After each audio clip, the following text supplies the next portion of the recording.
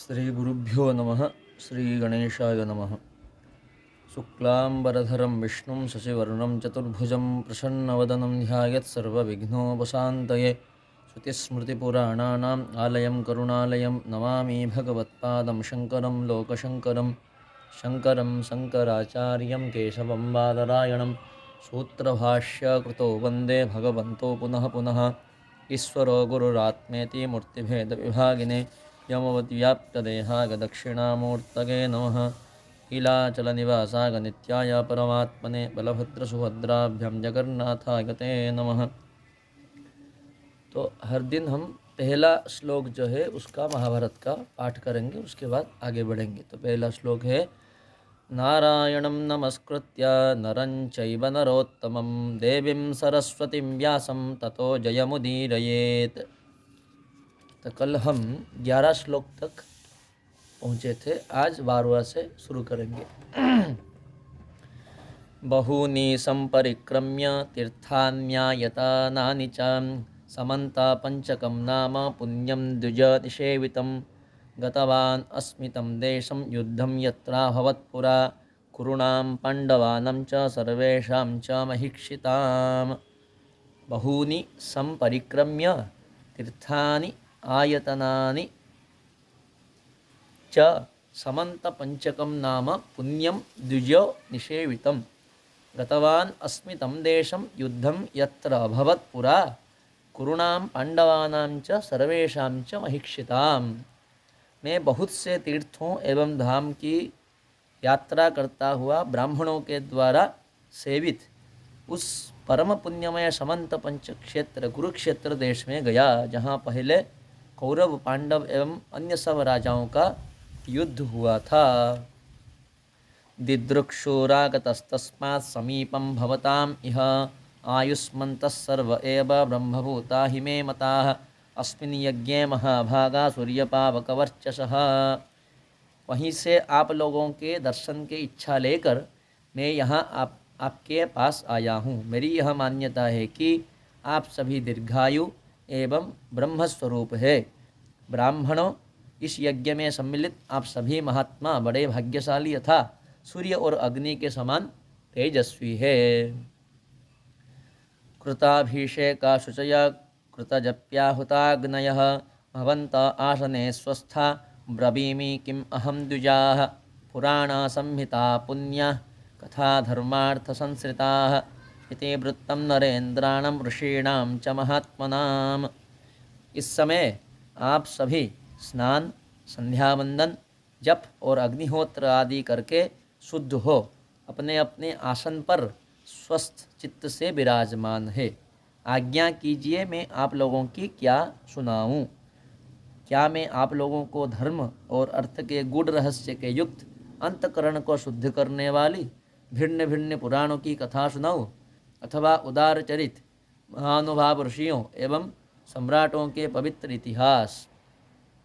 ऋषय ऊचुः द्वैपायनेन यत्प्रोक्तं पुराणं परमर्षिणा सुरैर्ब्रह्मर्षिभिश्चैव श्रुत्वा यदभिपूजितं तस्याख्यानवरिष्ठस्य विचित्रापदपर्वणः सूक्ष्मार्थन्याययुक्तस्य वेदार्थैर्भूषितस्य च भारतस्येतिहासस्य पुण्यां ग्रन्थार्थसंयुतां संस्कारोपगतां ब्राह्मीं नानाशास्त्रोपबृंहिताम्। जनमे जयस्य यां राज्ञो वैशम्पायन उक्तवान् यथावत्सा ऋषिस्तुष्ट्या सत्रे द्वैपायनाज्ञया वेदैश्चतुर्भिः संयुक्तां व्यासस्याद्भूतकर्मणः संहितां श्रोतुमिच्छामः पुण्यां पापभयापहाम्।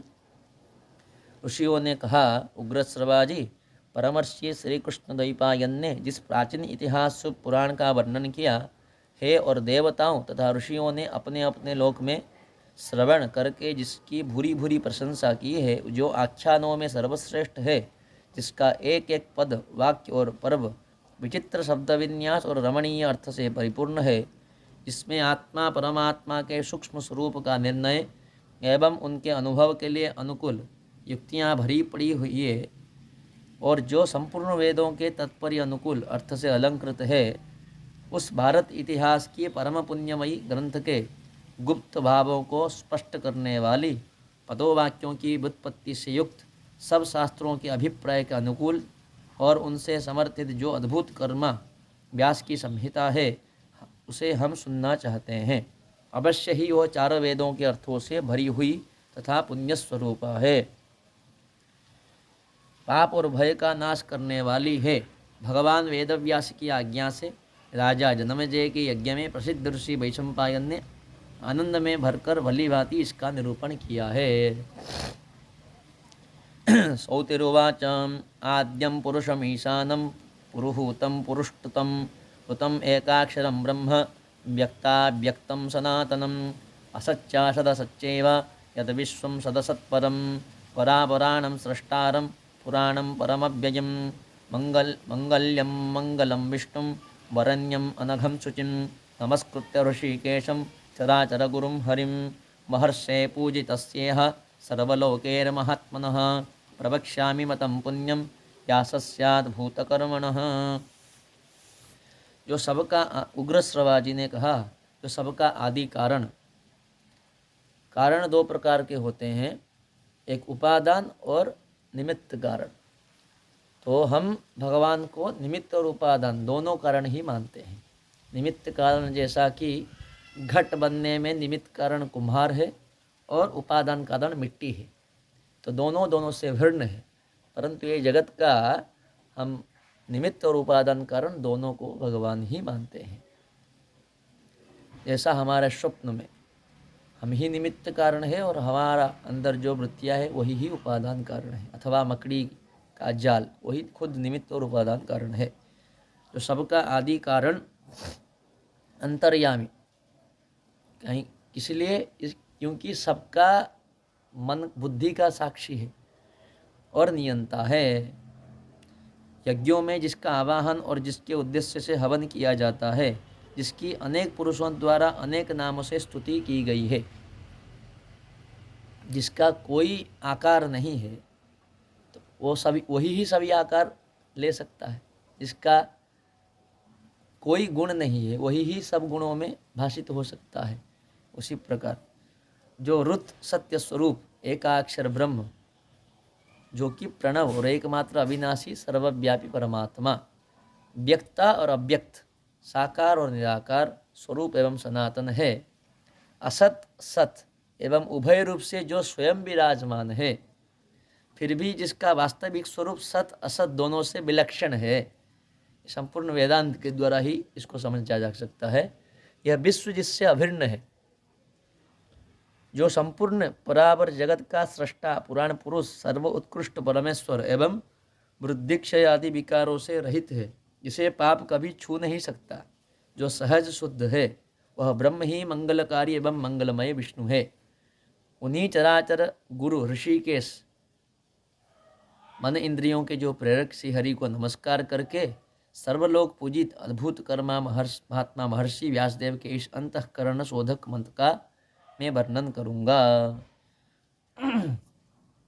आचक्षुः कवयः केचित् संप्रत्याचक्षते परे आख्यास्यन्ति तथैवान्ये इतिहासमिमं भुवि। पृथ्वी पर इस इतिहास का अनेकों कवियों ने वर्णन किया है और इस समय भी बहुत से वर्णन करते हैं। इस प्रकार अन्य कवि आगे भी इसके वर्णन करते रहेंगे। इदं तु त्रिषु लोकेषु महज्ज्ञानं प्रतिष्ठितं विस्तरैश्च समासैश्च धार्यते यद्विजातिभिः। इस महाभारत की तीनों लोक में एक महान ज्ञान के रूप में प्रतिष्ठा है। ब्राह्मण आदि द्विजाति संक्षेप और विस्तार दोनों ही रूपों में अध्ययन और अध्यापन की परंपरा के द्वारा इसे अपने हृदय में धारण करते हैं। अलंकृतं शुभैः शब्दैः समैर्दिव्यमानुषैः छन्दोवृत्तैश्च विविधैरन्वितं विदुषां प्रियम्। यह शुभ ललिता एवं मंगलमय शब्द विन्यास से अलंकृत है तथा वैदिक लौकिक या संस्कृत प्राकृत संकेतों से सुशोभित है। अनुष्टुप इंद्रवज्रा आदि नाना प्रकार के छंद भी इसमें प्रयुक्त हुए हैं, अतः यह ग्रंथ विद्वानों को बहुत ही प्रिय है। पुण्ये हिमवतः पाते मध्ये गिरिगुहालये विशोध्य देहं धर्मात्मा दर्भा संस्तरमाश्रितः शुचि यशा नियमो व्यासः शान्तात्मा तपसि स्थितः भारतस्येतिहासस्य धर्मेणान्वीक्ष्य तां गतिं प्रविश्य योगं ज्ञानेन सोपश्य सर्वमन्ततः।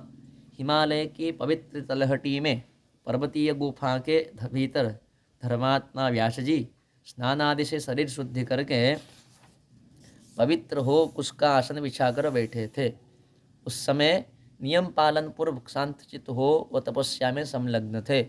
ध्यान योग में स्थित हो उन्होंने धर्मपूर्वक महाभारत इतिहास के स्वरूप का विचार करके ज्ञान दृष्टि द्वारा आदि से अंत तक सब कुछ प्रत्यक्ष के भांति देखा और इस ग्रंथ का निर्माण किया।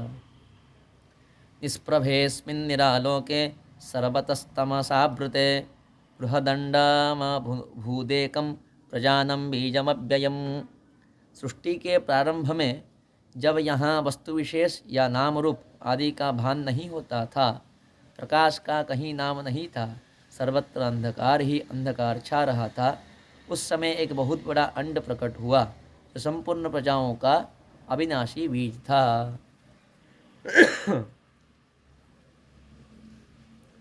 युगस्यादो निमित्तं तद् महद्दिव्यं प्रचक्षते यस्मिन् संश्रूयते सत्यम ज्योतिर्ब्रह्म सनातनम।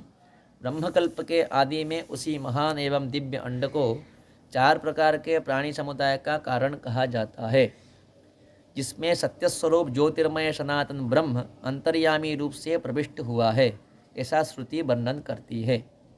अभी इसके ऊपर एक टिप्पणी है, जो प्रवेश श्रुति कि परमात्मा तो सब जगह है, प्रवेश कैसा क्या करता है, इसके ऊपर एक शंकराचार्य जी का भाष्य है तैत्तिरीय उपनिषद के ऊपर, जो वाक्य है तत्सृष्ट्वा तदेवानुप्राविशत तदनुप्रविश्य सत्यत्यच्चाभवत्। ब्रह्म ने अंड और पिंड के रचना करके मानव स्वयं ही उस पर प्रवेश किया है। और नीलकंठ टीका, नीलकंठी में ब्रह्मांड पुराण का वचन है, ऋषयः सप्त पूर्वे ये मनवश्च चतुर्दश एते प्रजानं पतय एभि कल्प समाप्यते। ये उसका टिप्पणी है इसके ऊपर। अब अद्भुतं चाप्यचिन्त्यं च सर्वत्र समतां गतं अव्यक्तं कारणं सूक्ष्मं यत्तत्सद् असदात्मकं। वह ब्रह्म अद्भुत अचिंत्य, क्योंकि चिंता हम किसका करते हैं, जो नाम रूप वस्तु से परिच्छिन्न है उसका ही चिंता हम करते हैं मन के द्वारा। पर जो मन को प्रकाशित करता है उसको कैसा चिंतन करेंगे, उसको चिंतन नहीं कर सकते हैं, यही ही उसका चिंतन है। सर्वत्र समान रूप से व्याप्त, अव्यक्त, सूक्ष्म, कारण स्वरूप एवं अनिर्वचनीय है, और जो कुछ सत असत रूप में उपलब्ध होता है सब वही है। अद्भुतं चाप्यचिन्त्यं च सर्वत्र समतां गतं अव्यक्तं कारणं सूक्ष्मं यत्तत्सद् असदात्मकं।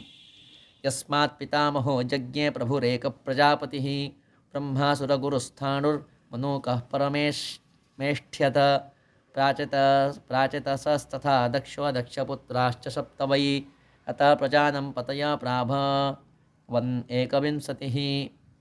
उस अंड से ही प्रथम देहधारी प्रजापालक प्रभु देवगुरु पितामह ब्रह्मा तथा रुद्र मनु प्रजापति परमेष्ठी प्रचेताओं के पुत्र दक्ष तथा दक्ष के 7 पुत्र कौन कौन, क्रोध, तम, दम, विकृत, अंगिरा, कर्दम और अश्व प्रकट हुए। तत्पश्चात 21 प्रजापति, मरीचि आदि 7 ऋषि और 14 मनु पैदा हुए। तो ये ब्रह्मांड पुराण में भी आता है, सुरसयः सप्तपूर्वे ये मनवश्च चतुर्दश मनु का एते प्रजानं पतय एभि कल्प समाप्यते। यस्मात् पितामहो यज्ञे प्रभुरेक प्रजापतिः ब्रह्मासुरगुरुस्थाणुर्मनोकः परमेष्ठ्यत ताटतस्तथा दक्षो दक्षपुत्राश्च सप्त वै अतः प्रजानं पतया प्राभवन्नेकविंशतिः। पुरुषश्च प्रमेयात्मा यं सर्वा ऋषयो विदुः विश्वे देवस्तथा आदित्या वसवोथा अश्विनावपि। जिन्हें मत्स्य कूर्म आदि अवतारों के रूप में सभी ऋषि मुनि जानते हैं, वह अप्रमेय आत्मा विष्णु रूप पुरुष और उनकी विभूति रूप विश्वदेव, आदित्य, वसु एवं अश्विनी कुमार आदि भी क्रमशः प्रकट हुए। हैं।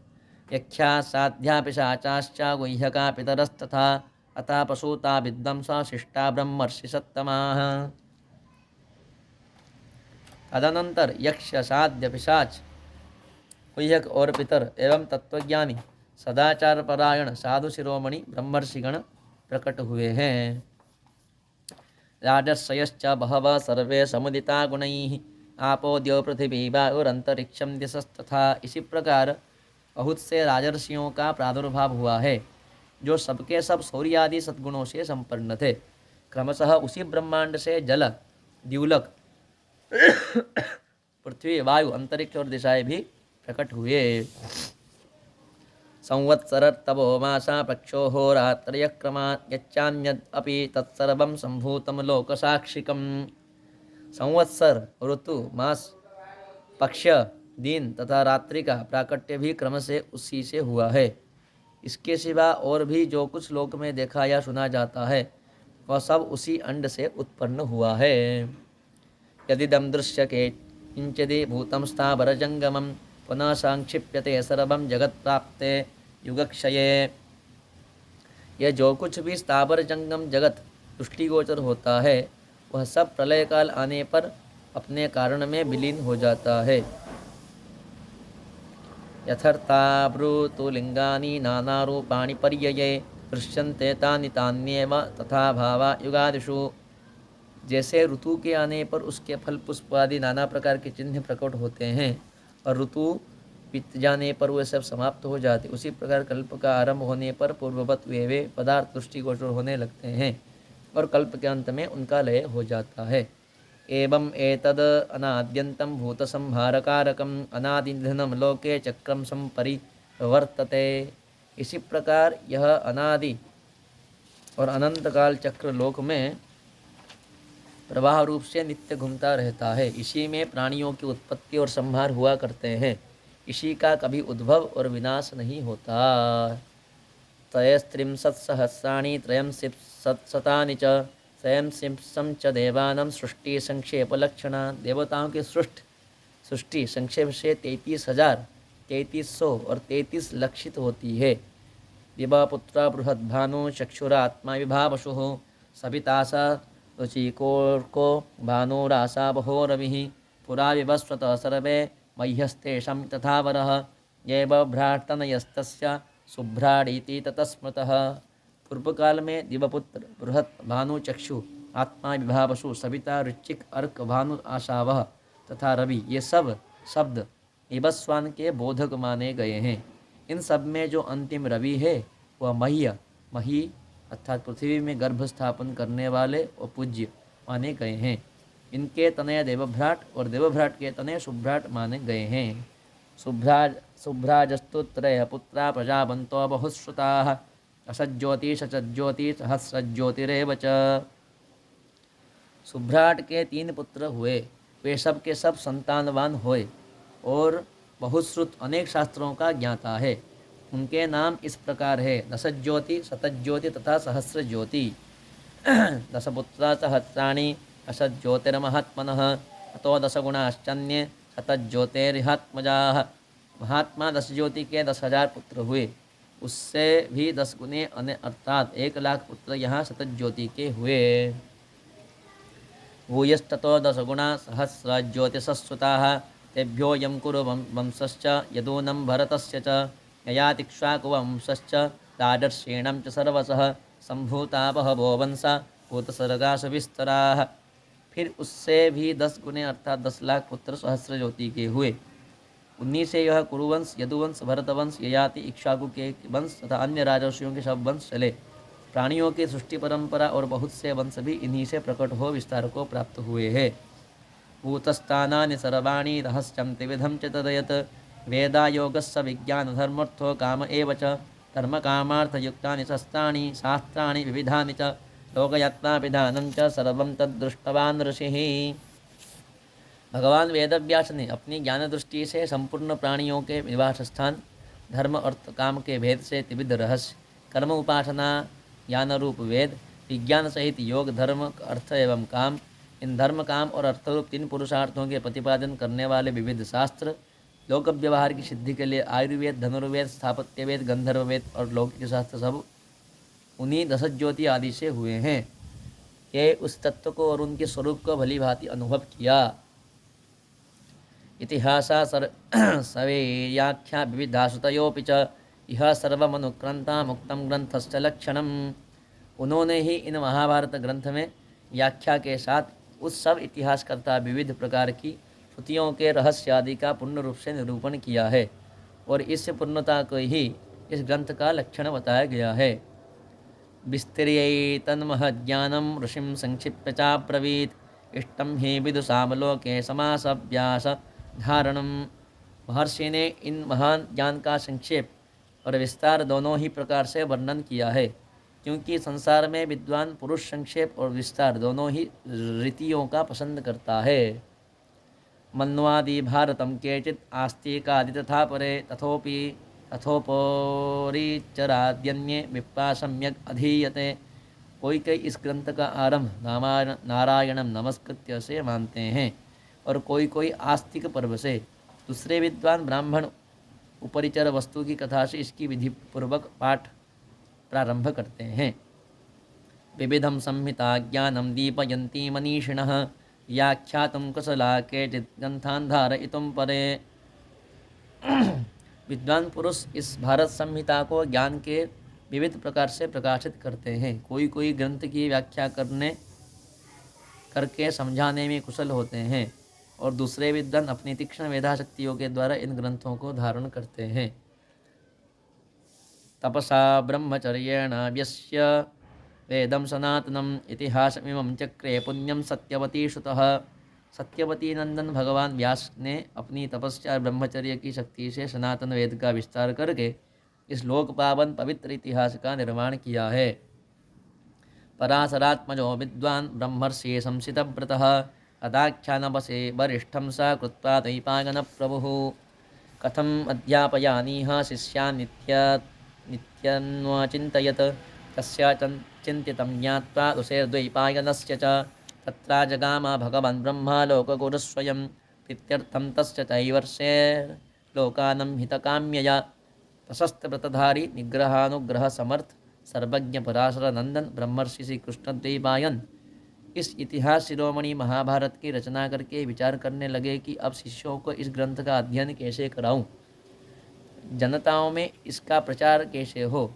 द्वैपायन ऋषि का यह विचार जानकर लोक गुरु भगवान ब्रह्मा उन महात्मा की प्रसन्नता तथा लोक कल्याण की कामना से स्वयं ही व्यास जी के आश्रम पर पधारे। तं दृष्ट्वा विस्मितो भूत्वा पञ्जलि प्रणतस्थितः आसनं कल्पयामास सर्वैर्मुनिगणैर्वृतः। व्यास जी ब्रह्मा जी को देखकर आश्चर्यचकित रह गए। उन्होंने हाथ जोड़कर प्रणाम किया और खड़े रहे। फिर सावधान होकर सब ऋषि मुनियों के साथ उन्होंने ब्रह्मा जी के लिए आसन की व्यवस्था की। हिरण्यगर्भमासीनं तस्मिंस्तु परमासने परिवृत्यासनाभ्यासे वासवेय स्थितो भवत्। जब उसी श्रेष्ठ आसन पर ब्रह्मा जी विराज गए तब व्यास जी ने उनका परिक्रमा की और ब्रह्मा जी के आसन के समीप ही विनयपूर्वक खड़े हो गए। अनुज्ञातोऽथ कृष्णस्तु ब्रह्मणा परमेष्ठिना ईषदादासनाभ्यासे प्रियमाणश्चुचिस्मितः। परमेष्ठी ब्रह्मा जी की आज्ञा से वे उनके आसन के पास ही बैठ गए। उस समय व्यास जी के हृदय में आनंद का समुद्र उमड़ रहा था और मुख पर मंद मंद पवित्र मुस्कान लहरा रही थी। उवाच सा महातेजा ब्रह्माणं परमेष्ठिनं कृतं मयेदं भगवन् काव्यं परमपूजितम्। परम तेजस्वी व्यास जी ने परमेष्ठी ब्रह्मा जी से निवेदन किया, भगवान, मैंने यह संपूर्ण लोकों से अत्यंत पूजित एक महाकाव्य की रचना की है। ब्रह्मन् वेदरहस्यं च यच्चान्यत् स्थापितं मया संगोपनिषदां चैव वेदानं विस्तरक्रिया। ब्रह्मन्, मैंने इस महाकाव्य में संपूर्ण वेदों का गुप्ततम रहस्य तथा अन्य सब शास्त्रों का सार संकलित करके स्थापित कर दिया है। केवल वेदों का ही नहीं, उनके अंग उपनिषदों का भी इसमें विस्तार से निरूपण किया गया है। इतिहास पुराणानाम् उन्मेषं निर्मितं च यत् भूतं भव्यं भविष्यं च त्रिविधं कालसंहितम्। इस ग्रंथ में इतिहास पुराणों का मंथन करके उनका प्रशस्त रूप प्रकट किया गया है। भूत, वर्तमान और भविष्य काल की इन तीनों संज्ञाओं का भी वर्णन हुआ है। जरा मृत्यु भय व्याधि भावा भाव विनिश्चय विविधस्य च धर्मस्य ह्याश्रमाणं च लक्षणम। इस ग्रंथों में बुढ़ापा, मृत्यु, भय, रोग और पदार्थों के सत्यत्व और मिथ्यात्वों की विशेष रूप से निश्चित किया गया है तथा अधिकारी भेद से भिन्न भिन्न प्रकार के धर्मों एवं आश्रमों को भी लक्षण बताया गया है। चातुर्वण्य विधानं च पुराणानां च कृष्णसः तपसो ब्रह्मचर्यस्य पृथिव्याः छन्दसूर्ययोः ग्रहनक्षत्रदादानं प्रमाणं च युगेशः कुशो यजुंसि सामानि वेदाध्यात्मं तथैव च। ब्राह्मण, क्षत्रिय, वैश्य और शूद्र इन चारों वर्णों के कर्तव्य का विधान, पुराणों का संपूर्ण मूल तत्व भी प्रकट हुआ है। तपसा एवं ब्रह्मचर्य के स्वरूप, अनुष्ठान एवं फलों का विवरण, पृथ्वी, चंद्रमा, सूर्य, ग्रह, नक्षत्र, तारा, सत्ययुग, त्रेता, द्वापर, कलयुग, इस सबके परिमाण और प्रमाण ऋग्वेद, यजुर्वेद, सामवेद और इसके आध्यात्मिक अभिप्राय और अध्यात्म शास्त्र का इस ग्रंथ में विस्तार से वर्णन किया गया है। न्याय, शिक्षा, चिकित्सा च दानं पाशुपतं तथा हेतुनैव समं जन्म दिव्यमानसुसंगीतम्। न्याय, शिक्षा, चिकित्सा, दान तथा पाशुपत अंतर्यामी की महिमा का भी इसमें विशद निरूपण है। साथ ही यह भी बतलाया गया है कि देवता, मनुष्य आदि भिन्न भिन्न योनियों के जन्म का कारण क्या है। तीर्थानं चैव पुण्यानं देशानं चैव कीर्तनं नदीनं पर्वतानं च वनानं सागरस्य च। लोक पावन तीर्थ, देशों, नदियों, पर्वतों, वनों और समुद्र का भी इसमें वर्णन किया गया है।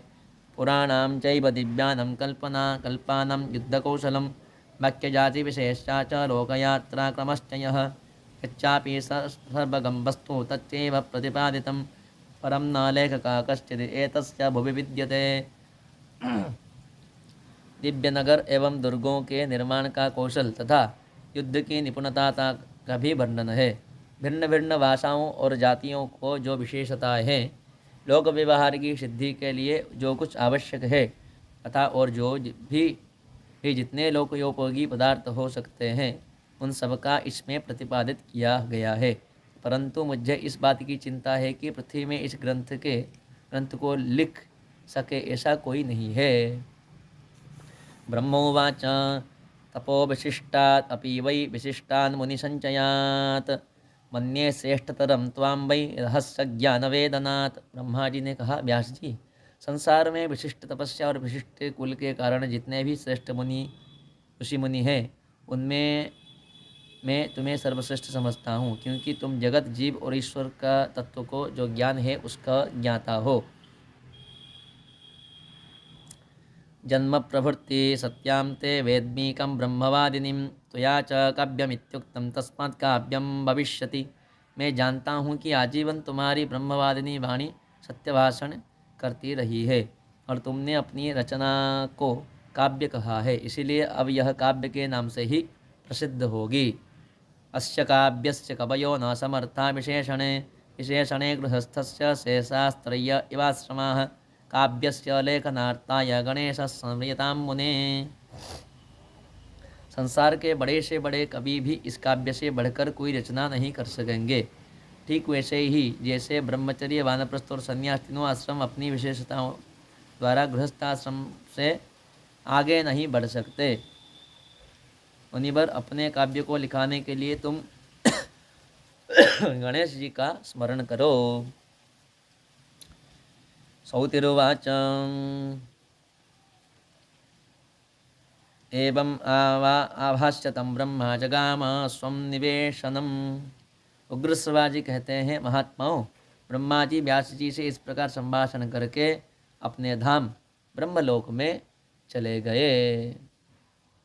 तो इस प्रकार हम 74 श्लोक तक आज देखें, फिर कल से देखेंगे। नारायणं नमस्कृत्य नरं चैव नरोत्तमं देवीं सरस्वतीं व्यासं ततो जयमुदीरयेत्। नारायणं नमस्कृत्य नरं चैव नरोत्तमं देवीं सरस्वतीं व्यासं ततो जयमुदीरयेत्। नारायणं नमस्कृत्य नरं चैव नरोत्तमं देवीं सरस्वतीं व्यासं ततो जयमुदीरयेत्। श्रुतिस्मृतिपुराणानाम् आलयं करुणालयं नमामि भगवत्पादं शङ्करं लोकशङ्करं। शङ्करं शङ्कराचार्यं केशवं बादरायणं सूत्रभाष्यकृतौ वन्दे भगवन्तौ पुनः पुनः। ईश्वरो गुरुरात्मेति मूर्तिभेदविभागिने व्योमवद्व्याप्तदेहाय दक्षिणामूर्तये नमः। नारायण।